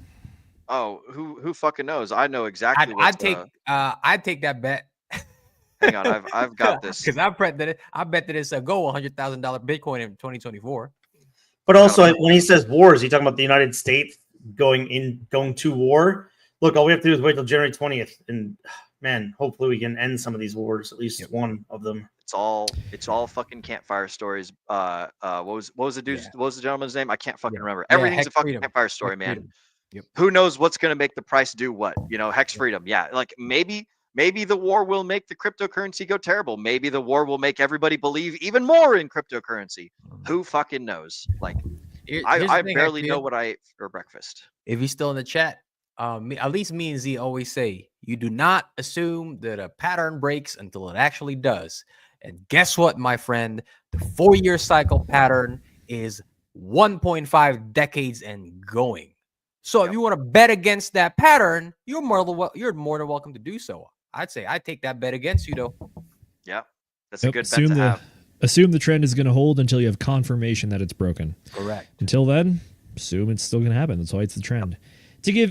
I will try to play devil or give the other half of the coin on this one. So the idea is that, is there potential war on the horizon in 2024? Well, considering we only have 37 days left in the year, it's very unlikely. However, at the same time, we are seeing President Trump taking office on January 21st, and some of the political conversation that I've seen around this is that Trump probably doesn't want to have a lot of the nonsense on his record of a lot of foreign conflicts, and we've seen a lot of stuff happening ever since the preliminary results of the election came in. Yes. So Hamas and Israel magically are looking to actually come to the table theoretically, or we could be enabling one of our allies to go finish the job, as they probably should do, to ensure that the mission is actually accomplished. And then conversely, in Russia and Ukraine, recently President Biden authorized the sale of longer range missiles to Ukraine, which were actually fired in closer into the heart of Russia. And then additionally, there was kind of a counter retaliation by Russia using some sort of new technology missile, or what's been colloquially called a non-nuclear ICBM. Pretty much just like single missile, multiple little missiles I think shout out to the Iron Man movie back in, was that 2000? Was that 2001? Yeah, dude. Yeah, That was the Jericho. Jericho. That's a good analogy for what that was. One of the analysis is the situation I've seen here is that, is this technically an escalation? Yes, it is an escalation. However, what it does is it does put additional pressure on both entities, both Ukraine and Russia. So what it does is that it kind of incentivizes people to negotiate more. With that being said, it's like the stakes are being raised, which means you want to seek an alternate solution, which could be a final negotiation. As it stands right now, I think the pretty reasonable calculation is that, unfortunately, Ukraine will be making some concessions of land, specifically the land bridge from Russia to Crimea, in order for Russia to secure a strategically important warm water port. This is the only non-freezing port that Russia would have access to. Therefore, they've already controlled Crimea for, like half a decade at this point, if not longer. They're not going to be very keen to give that up. At the same time, though, there will have to be some concessions made on the other side from Russia to Ukraine about some other things. I believe Ukraine did technically take some land in the Russian space, although I don't know if it's strategically as important as the bridge to Crimea. But as it stands right now, the synopsis of all the nonsense I just said is that additional pressure on the conflict will theoretically incentivize both parties to come to the negotiation table in order to end it, as opposed to keeping a higher escalated war going for longer. So that's what I'm looking at. We seen market indicators of war efforts in the past? Yes, absolutely. I think it was towards the end of April, beginning of May, when there were some Hamas-Israel stuff going on. That notably did tank the price of Bitcoin for like a few days, but in retrospect, it wasn't like that big of a dump. It was maybe like a couple thousand, and I think we cracked 60K for the first time since the Bitcoin high in March. So is it possible that war can have an effect on the markets and stocks in particular? Yeah, absolutely. However, at the same time, I think the world is going to become a more stable place in the next 4 years, and we might see a little bit of escalation between now and January 21st, but it's not going to be anything that's going to tank the markets. I mean, I'll go out on a limb here and say I don't think we're going to see any prices below the March all-time high between now and the next bear market. I think that's a pretty safe assumption, just because we've gone up so high so far, and it looks like we might be starting to consolidate in that like 90K area. So that's my read on the situation. We're not going to have a massive dump. Will we have dips? Yeah, we always have dips. That's crypto, but no major dumps, especially for the conventional stock market. You know what a good indicator was to me, Z? That the markets didn't give a fuck about the dick measuring contest between Russia and Ukraine right now? Yep. Because we kept pumping, baby. Because we kept fucking pumping. You know what happened? We pumped hard. Yeah. You know what happened between March and September? Whenever we got news like that, whether it was Israel, Palestine, whether it was Ukraine, Russia, markets dropped like a fucking rock. And none of that, we just, like Z said, we just kept pumping. So risk assets like certainty. People know, the world knows that when Trump gets back in office, he's going to be like, yo, stop that shit or else. And they're going to respect him the same way that they respected him the entire 4 years. This is why Trump should have gotten the 3 damn Nobel Peace Prizes that he was nominated for. Because how long was it since we've had a president where no wars happened? No new wars, baby. Exactly. 80s, I think, something like that. Something crazy. Exactly. Like, Donald Trump has drawn a line in the sand. You will not cross this, or something you don't like will happen to you. And he's followed up on it when they've tried to cross that line. So there you go. The market's not going to care. Obviously, there's still the possibility of like shit just completely going left. Right? But as of what we've seen of late, market didn't care. And it seems like Michael Saylor is going to push Bitcoin over 100K by himself. Be wild if he does. Oh, three Billy. I'll buy on Monday. Gosh, this is a story back in, I want to say it was actually in 2021, but Elon Musk came out and said that they had actually been testing the waters of the Bitcoin market, and that I want to say he himself made a purchase of about $100 million of Bitcoin over the course of like a month or something, and it moved the price of Bitcoin like 1%. Jeez, so it's please. Like the market is so deep at this point. Like, shoot, what the Bitcoin market alone is like 1.5 trillion, I want to say. But the the scale of magnitude, especially for Bitcoin, is getting so large at this point. It might sound crazy, but even a $3 billion injection of capital might not move the market that much. Actually, 2 trillion. 2 trillion. Closing on 2. Closing on 2. There you go. Exactly. Even more. You're getting to the point where the lake is so busy and so noisy at noon because everyone's driving around. You could throw a giant rock in. You might see a small splash, but it is going to get eaten up by the rest of the noise. Yes, sir. All right. Gentlemen, we still got 2 more chat shout-outs to get to, let's so do it. we're going to go ahead and hop on over that way. Real is back in here. We've got Nate the Great up next. Shout out to Nate the Great, getting stronger every day. I think he was saying in the chats that he's in his best fitness of his life, so good to see you, Nate. Evening, gang. Welcome to the show. Glad that you could be here with us today, amigo. Next up, we've got none other than Moon-Pilled Rational Optics. It's all a scam. It's going to zero. Just give up your money and put it into a high interest savings account at 1.2% APR.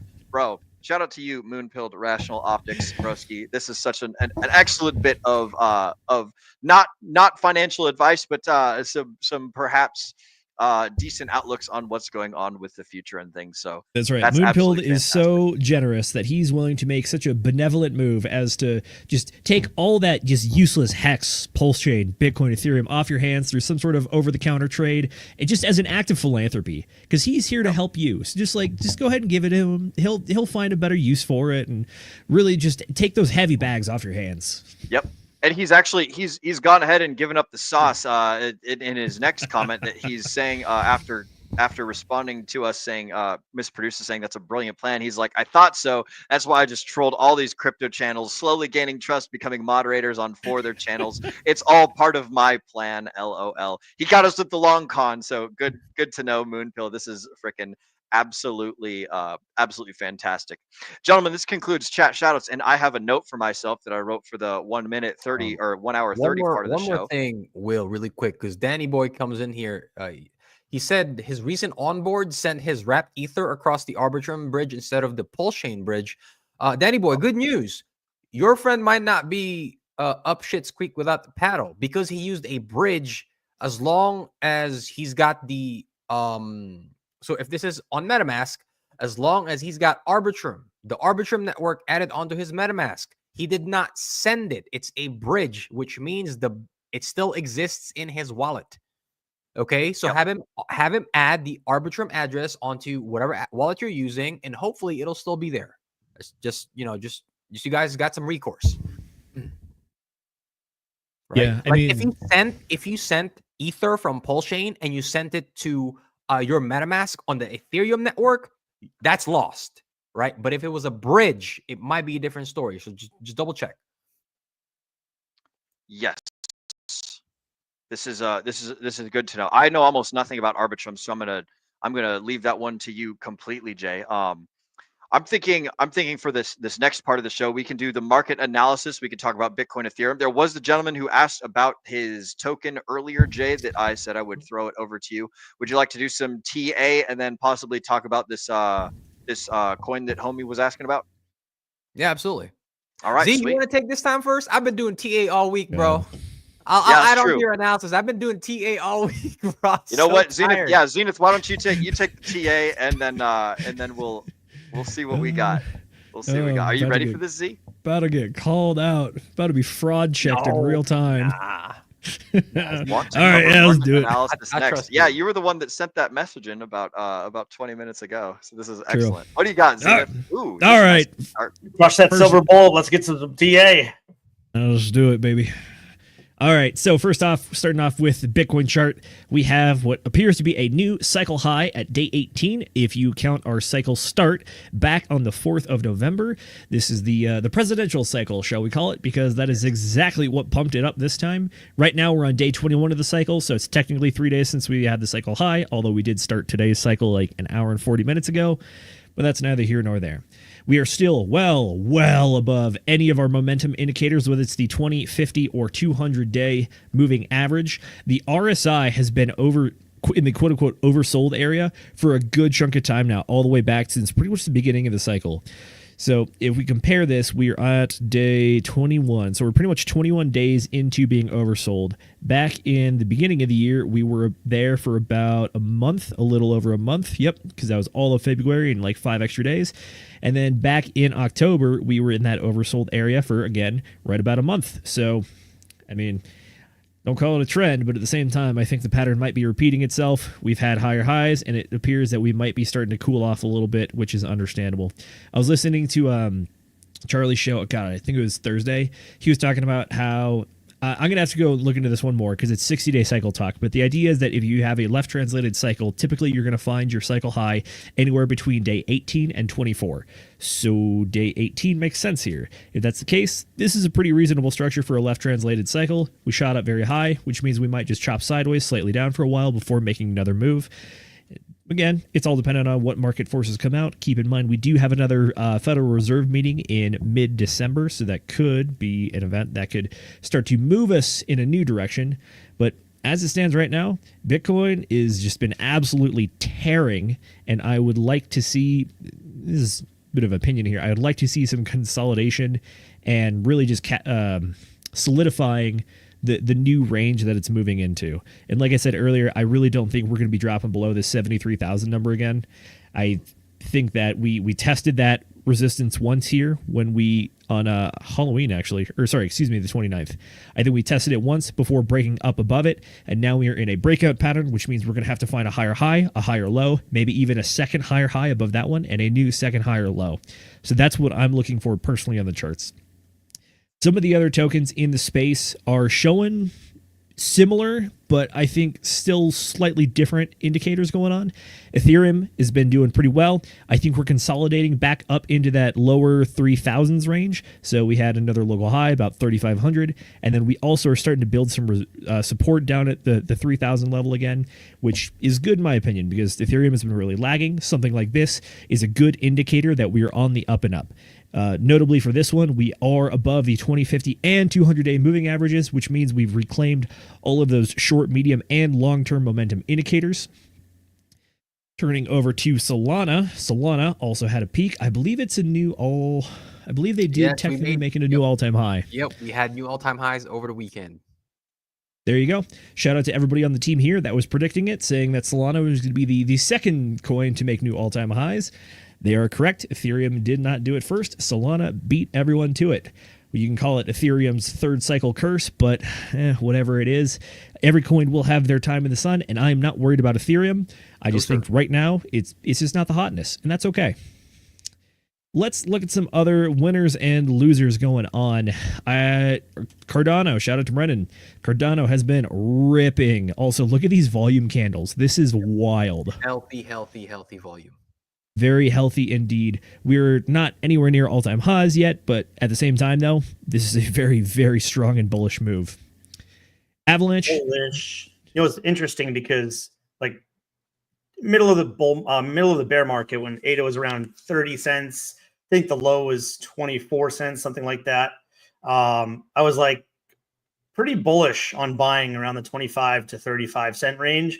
And I was like, look, ADA could hit $5 to $6. You know, now it didn't look like it was doing anything. And I was like, maybe I was a little high on that call then.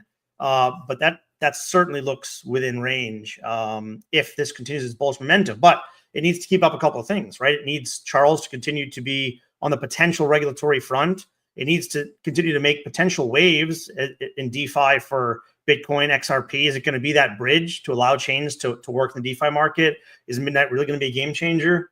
So there are some potentially good things happening, but we'll see if they can keep it up because they haven't been able to in a long time.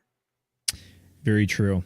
Cardano, I think, is a good example of some of the stuff that we're seeing with a lot of the other L1 chains, which is that there might be some consolidating of gains and getting more positions in other areas. Cardano is a good example. I think Phantom. Phantom has been a good example. I got to get off the weekly. There we go. Daily moves have been looking pretty good. Rune, not as much. Ton, not as much. Tron still just chugging away. Like, that's just up and to the right. It's wild. But yeah, starting to see that. Some meme coins have been running, but not as hot as I thought they might be. Here's Pepe. It has made new all-time highs. However, it's not really much higher, and it looks like it's kind of going into some sort of consolidation range, looking to accumulate before making another move to the upside.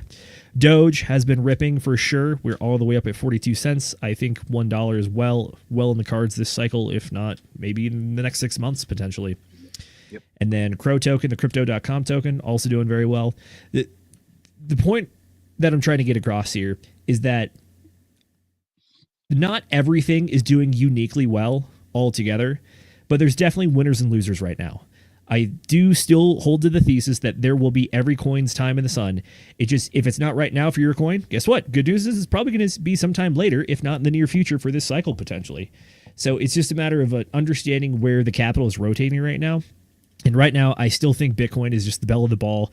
It is the one that is doing the absolute most volume on just spot ETFs and futures. If you've been paying attention to the liquidations, I get liquidations alerts like every day for the past like 2 weeks at this point, and every day it's like like $500 million in liquidations every day, just because people are speculating both ways super hard, and then just the pump like this, and then also some basic consolidations. Yeah, the money is flowing right now. Yep. Yeah, the only other thing that I would add to Z's analysis there, if I could bring up my chart really quickly, is something that I would like folks to... We always talk about volume here. And in particular, we were talking about the weekly and the monthly volumes on our Bitcoin charts, right? So I said, I believe it was either last Sunday stream or 2 streams ago, right? 2 Sundays ago, that we had just knocked out the weekly volume for Bitcoin, which was priorly held, right, all the way back during our wave 1, right back here. If you could see that this was the highest weekly volume candle prior to last 2 weeks ago, right? So I probably spoke about it 2 weeks ago. 2 weeks ago was when we knocked out the weekly volume candle for wave 1. And this weekly close basically closed above that one as well, right?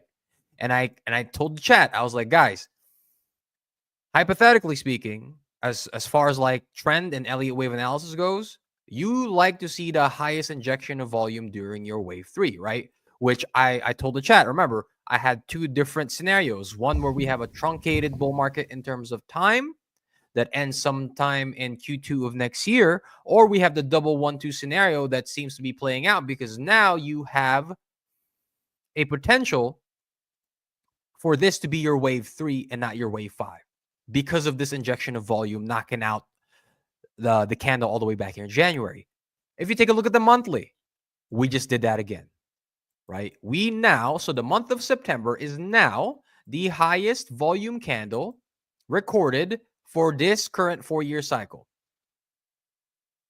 So on the larger time frames that you care to look for, right? In this case, the monthly, this is now your highest monthly volume candle. So it's pushing us more and more and more towards the traditional 4-year cycle top, right? So this is why we are fairly bullish here over at the Degen Roundtable, because all of these different variables are coming together, telling us a very similar story. Right. True. That $100,000 may probably, high likelihood, probably going to come in during next week. Right. As far as our price targets are concerned, they still remain the same. Anywhere between, we've already hit the bottom end of the range, right? We were speaking about between $95,000 and $115,000 Bitcoin to end the year. So we've already hit the bottom of that range clean. 115,000 is your upper band of the target. And then for downside, in terms of downside, what you're looking for is anywhere for Bitcoin to retrace. If it is going to retrace to around, if we take a fib here,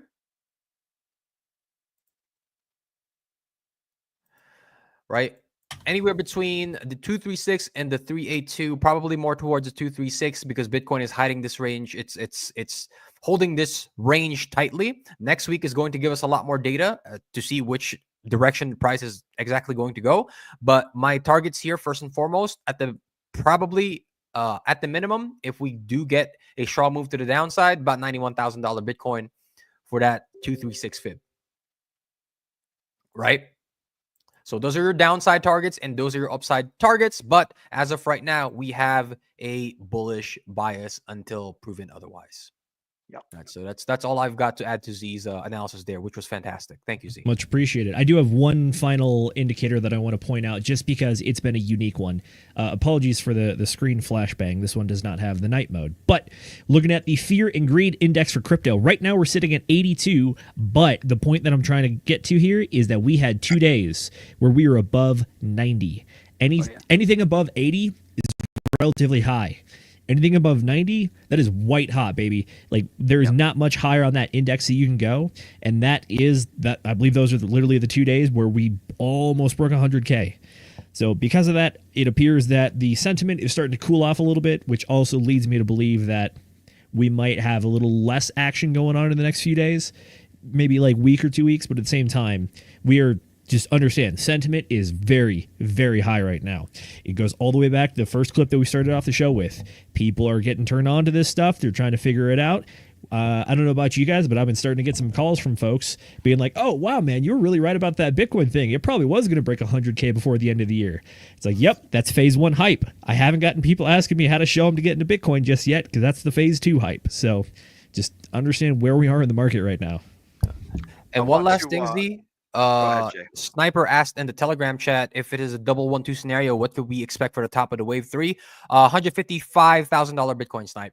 So that'll occur anywhere between most likely tail end of Q1, end of Q3, end of Q2. Sorry, tail end of Q1, early Q2 of 2025. Right. That's the very top end of my range for price action. So 150K, 155K. I have a super quick question for you, Jay. While you've got your screen pulled up, we have the dude earlier who asked about the PCF. Do you think you can do like a 1-minute analysis, or like you've already given a little bit of a run through? So you want to touch on that super quick, and then I'm gonna shout out 2 gentlemen in our chat shoutouts, and then we'll move to close from there. I believe that's Project Pulse Chain Fund, right? Yes, sir. Could be. That's it. Oh, look at that.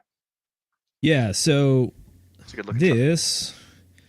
I don't entirely understand what it is, but it seems like it is a launchpad for tokens, and then as part of the structure that they have is like 90% of the supply is immediately available, and then 10% gets held in reserve.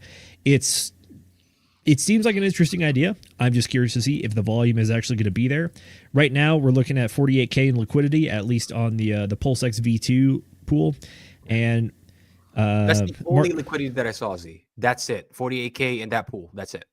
Yeah, as far as the market's going, it's very low transactions, very low volume. Like over 24 hours, it's been done $711 of volume, and then at the same time, a lot of the transactions don't look like they're anything massive, which is very expected with something like this, just because the market cap, the liquidity, all that kind of stuff. So overall, though, it seems like a fine chart. I mean, nothing super crazy. It's just price discovery right now. Came out, dropped, recovered, dropped again. Looks like we really solidified a floor here down at 0.6 of a cent, and then after that we are off into price discovery, like Jay just said. Yeah. Yep. I really like to see such a high amount of icon liquidity. because the icon reminds me of like a Yu-Gi-Oh playmat. So that's what really caught my eye when I saw it first. But Z's right. It's got low volume, it's got low liquidity. It's a fairly new token. There's not much activity going on. So this is not an analysis on whether the project is good or not. This is just a pure technical analysis on what's going on in the ecosystem at the moment. So even if you bought this at the bottom and you were able to ride this price appreciation to the upside, right? There's a reason why those transactions are tiny, because that liquidity is thin. And if you try to sell out of a big position, you are going to you're going to eat a lot of slippage. You guys remember the quant kid, right? Who sold out of his position? He ate a lot of slippage, even though he made 20 bandos, like he said, right? This liquidity is pretty thick, Jay. It's got $48,000 of liquidity. And the total market cap's 140. Sir, $48,000 is change. That is what we call thin.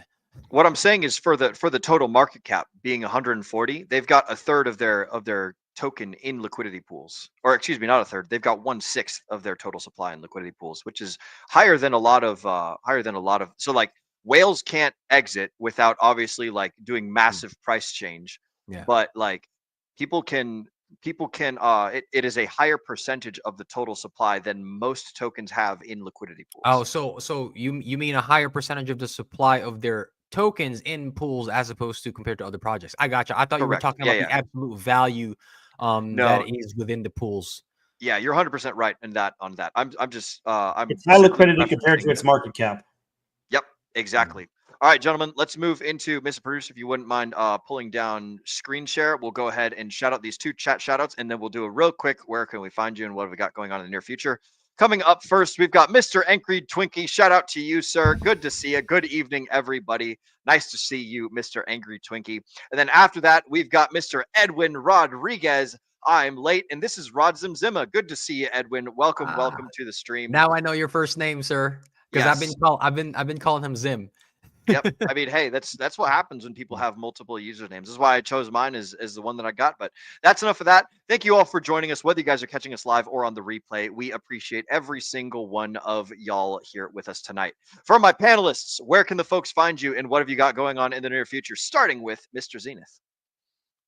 Folks, you can find me on Twitter and Instagram at ZenithDI. Other than that, you can catch me here. It's where we do everything. Coming up this Wednesday, we have a very special guest. We have Crypto Graphics coming on. We are very excited to chat with him. And then, unfortunately, fortunately, happy Thanksgiving. Unfortunately, no book club this week. So stay tuned for the next announcement on what we're covering there. But other than that, we will be back on Sunday for the next flagship show where we're going to be talking about everything going on and whether or not Bitcoin actually breaks 100K, whether or not Gary says psych and says, I'm not leaving. I'm not fucking leaving. I'm not fucking leaving.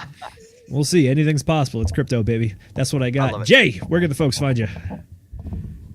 Well, you could find me here, the Degen Roundtable. If you want my socials, that's _ P90 Hex on X and at agent _ J Schroth on Instagram. But I do most of the work on X and then most of the work on our Telegram channel. So like the damn video, comment, subscribe, hop in the Telegram channel, and join one of the best communities in crypto, right? So you won't miss the alpha. As always, we thank you guys for joining us here on this wonderful Sunday evening. We know that time is your most valuable asset, so we do appreciate that you spend some of that time here with us. Until next time, Bean, what they got? Good show, guys. Mr. Producer, thank you as always. Chat, thank you. Everyone that liked and subscribed, much appreciated. Anyone that's in our Telegram, appreciate you. We couldn't do this without all of you and all of your support. I don't really have anything super. You got muted, Bean. You muted yourself. Watch who muted me.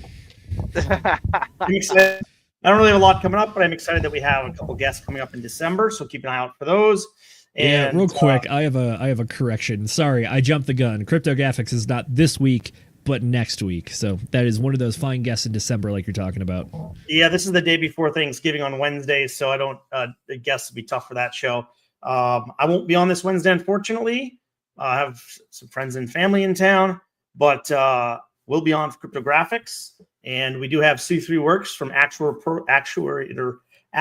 Protocol coming on with his partner to talk about how you can, reduce your risk in hex staking, which is pretty cool. And we're going to deep dive into that, and that will be on December 18th. So that'll be pretty cool. And other than that, well, how you doing, buddy?